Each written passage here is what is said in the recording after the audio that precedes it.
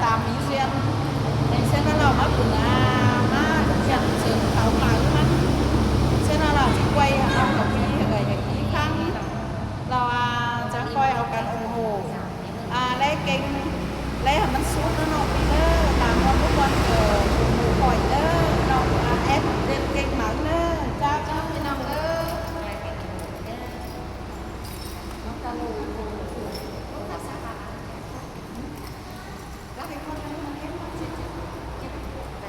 เสือให้แม่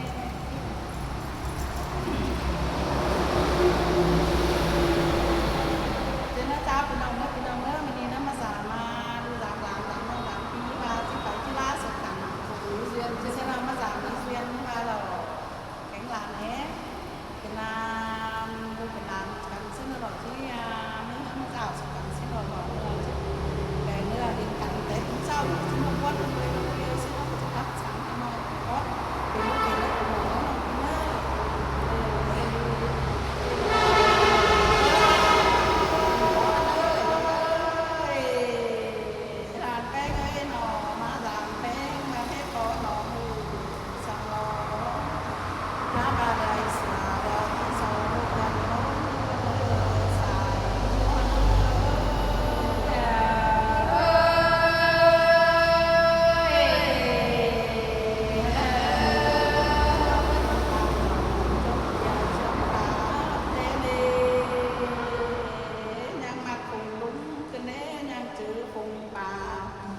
ยังจืออูจะเจือน้องเจือปันผูลมแป้งจึงได้น้องหลา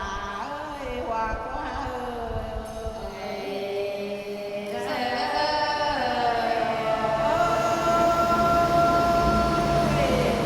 แค่นี้ครับแป้งแบบมันจะเรียกว่าเรื่องดินทรายอูกันแน่นอนเตาแกงหลาน้องเจือที่ไปเลยมาก็เน้อสอไปลงไปเอาไปย่าเนี่ยใส่สังเกตไปหลาเราเพื่อเมื่อเขาให้กันทำให้มองหลาในดวง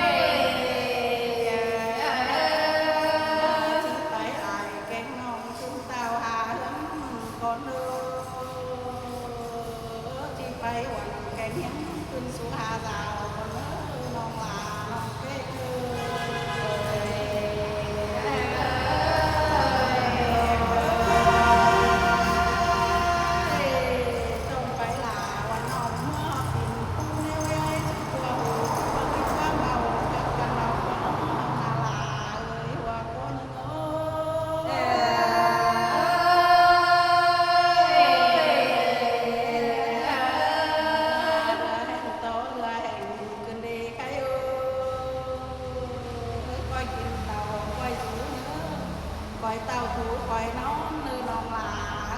น้องเป้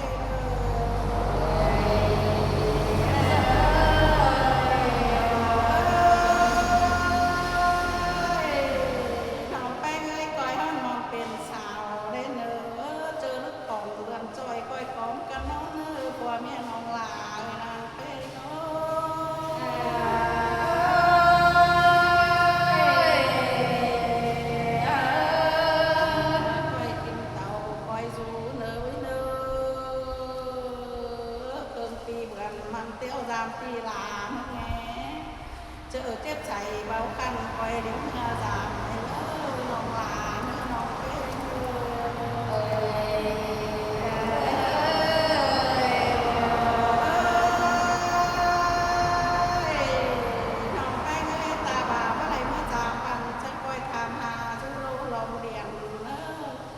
จักก้อยป้าโอโตเตี้ยนเดือดร้อนเคยบุกกาโลเด้อ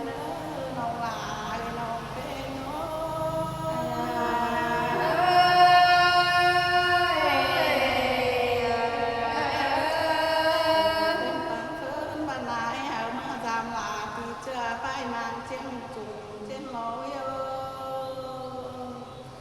อันเชียงจุงบ้านก็บ่เป็นลาคันเชิงเจ้าสำเน่โคนังดวงยักแกงดาวกันไทยยักเกี่ยวลายจ้องแม่น้องหลาน้อง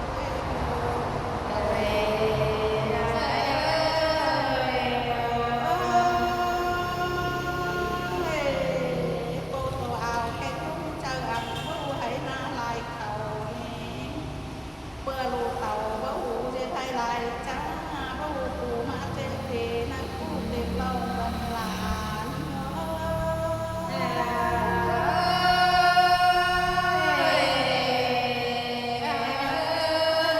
เอาบ่เห็นมาขันเป็นปัวงากองลงดินสังแนววิเน